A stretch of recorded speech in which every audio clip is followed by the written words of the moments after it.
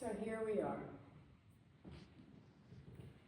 ending a year that, while it consisted of many joys and of much beauty, a year that many people are now jokingly referring to as a dumpster fire of a year. Has anyone heard that? No. 2024 was a year in which that which many of us thought to cast off as no longer needed, personally or collectively, that which is no longer justifiable, no longer appropriate for our personal lives, and certainly not appropriate for a nation that claims noble aspirations.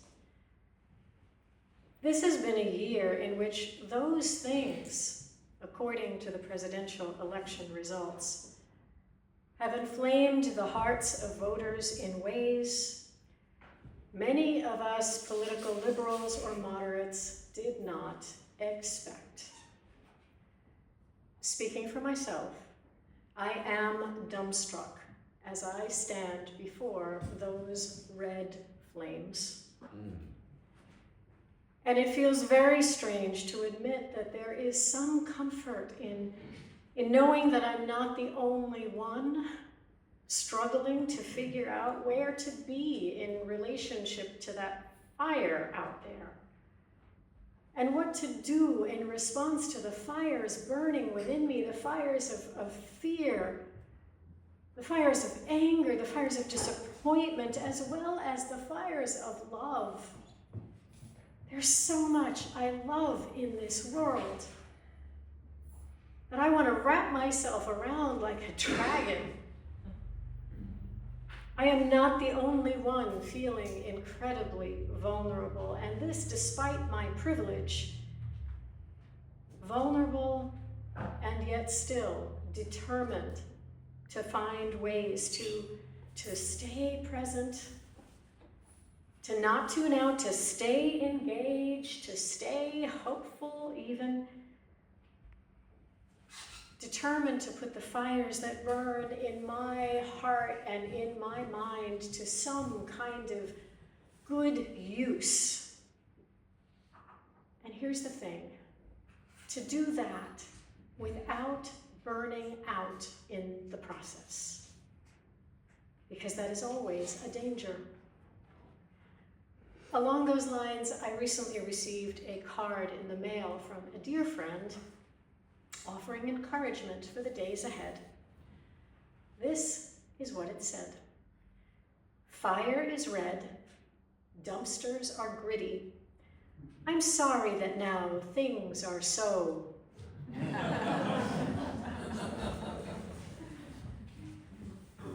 Humor is one potent way to experience moments of relief. Humor can remind us to breathe. It can remind us to put things in a different perspective. It can remind us to look at things creatively. I don't think I've ever appreciated my husband's penchant for dad jokes and bad puns more than I have in recent weeks. Sorry, George. But my go-to coping mechanisms when there are lots of flames around, my go-to coping mechanisms are a little bit more serious. In approaching the challenges of my personal life and of our collective responsibilities and the realities and the probabilities this year, I found myself recently drawn to two ancient stories, both of which reflect something very similar. First, the curiosity and the vulnerability and the awe that external fires can inspire, and the necessity of paying attention to our internal fires. Those that motivate us to show up on behalf of and to be present to love, for example. Those that inspire us to offer up the light and the heat of our time our limited time and energy on behalf of a deep love for this world, despite all of its flaws. A desire to protect the treasures that we recognize within this world. So I want to share these two stories with you briefly in the hope that they spark something useful for you as you face the year ahead. The first is the ancient story of Moses, found in the book of Exodus. Moses, an Israelite targeted for death as a child by the Pharaoh of Egypt, surreptitiously rescued by Pharaoh's daughter, raised in privilege and power without knowledge of his heritage. Over time, growing in awareness of the injustices of the system that gave him that power, grappling with his identity, grappling with his responsibilities, with his shortcomings and his limitations in the face of that power. Moses, a grown man, married, tending the flocks of his father-in-law, on the farthest edge of the wilderness, all of a sudden noticing a bush, a flame, choosing not to look away, choosing to move closer to it, choosing to approach the fire and to call out, "Hineni, here I am," choosing to be fully present as the flames licked at branches and at leaves that remained, as the story goes, miraculously uncharred. Moses taking off his sandals, setting aside that which protected him from the sharpest edges of the stones over which he had journeyed and the stones he is yet to traverse, setting that aside, taking off his sandals, allowing himself to feel his own vulnerability in the face of the present moment and in the face of the mysteries of the journey ahead. I hear this story and I challenge myself to be as curious as him, to be as willing to move closer to the fires of this age in which I live. I challenge myself to be as awestruck and as vulnerable in my presence to them as Moses was in this story. So that's one story. The second is that of Moses' nephews, Nadab and Abihu, the sons of his brother Aaron, the high priest, who was entrusted with maintaining the sacred fire inside the temple. In this story found in the book of Leviticus, Aaron's sons bring what is described as a strange fire to the temple, and they are immediately consumed by punishing fires. They die. Right then and there, they die. And that seems an outrageously outsized punishment for people whose hearts may very well have been in the right place, wanting to bring fire. Why did they have to die? And then I listen more deeply into this story, and I think about how fervently I have been wanting to bring a fire into this world, a fire that illuminates, a fire that purifies, a fire that transforms and creates something beautiful and new, something equitable and joyful and sustainable. And I have to acknowledge how easy it is to get burned out in the process, even with the best of intentions. How easy it is to have our efforts be short-lived or ineffective when we just jump right into action, when we just go right ahead with that thing without considering what is ours to do and what isn't. What we are well suited to bring and what we aren't. The thing is, in this story, the fire wasn't theirs to bring. That wasn't their job. It was Aaron's job. And then there's also considering the cost when we bring fire that is ill-timed or not well-sourced, when we just rush right into the heat of action without taking the time to consider the cost or the consequences, to consider whether or not we need help. Maybe this is something that can be done tomorrow. Maybe someone else is better suited to this. When we act from our impulsive, ungrounded, biased passions, rather than from the clarity of time-tested values,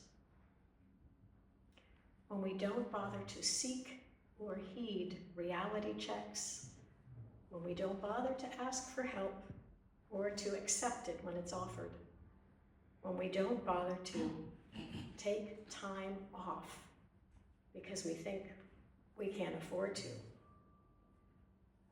The thing is, we can't afford not to. We're in it for the long haul.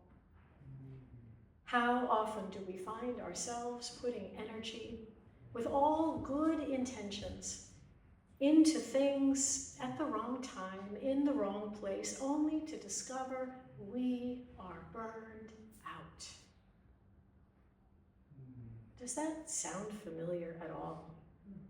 Either for yourself or maybe what you've noticed among others? In closing, a lot of things are on fire right now, and it is absolutely essential that we be as present as we can be to that fact. First of all, that we notice, that we stop and notice and be curious about what's burning and why is it burning, and what does that mean? Is it a good burning? Is it a bad burning? Is it necessary? Is it helpful? What holy potential, if any, might be awakened as a result of this conflagration? Maybe, just maybe, with some care, with some tending, some of these flames are necessary in order for transformation to occur. That's what I tell myself. So let's think about what it will take for us, for all of us, to be present to all of this and to rise from the flames like a phoenix, to not be burned by them. I'm feeling more and more inclined to believe that doing so is going to require a willingness for each of us to help each other, not get stuck in fear, not get stuck in apathy or despair, and not get stuck in the sense that whatever needs doing is ours alone to do now. We need to stay connected with curiosity and awe and help each other tend these flames. And perhaps consider taking off our sandals, letting ourselves feel whatever there is to feel in this moment, sharp edges and all, and in response to say, Hineni, here I am, even before coming to know the details of what is going to be asked of us. Doing that because we trust our own ability, especially when we come together, to discern what to say yes to and what to defer and what to delegate, and when to jump into high gear and when to rest, when to just be present in gratitude and in faith. Related to all of this it is essential that we pay attention to the fires that rise within us in response to all the fires out there. It's really important to notice them, to pay attention to their effects, because I have to say the fires that have been inside me have made me really crabby lately. And I don't want to move through the world that way. I want to channel that fire in ways that are useful. So the question is, are those inner fires sourced in pain, or are they sourced in love? Are the flames of love motivating us to well-timed action? Are they illuminating shadowy truths? Are they a source of transformation, a source of inspiration, of comfort to others, or do they just result in heartburn? Are they turning us into charred hulls of despair, or are they allowing us to see more clearly what is needed and who is beside us and what we need in order to stay present? So the question is, what holy flames can we bring to one another in the months ahead on behalf of our collective intention to respond to the external fires through wise and loving stewardship of the flames within us? These are the flickering questions to ponder together. In preparation for our fire bowl ritual, you are invited to consider what you recognize as needing to be purified, needing to be transformed or illuminated in your own life and in the world.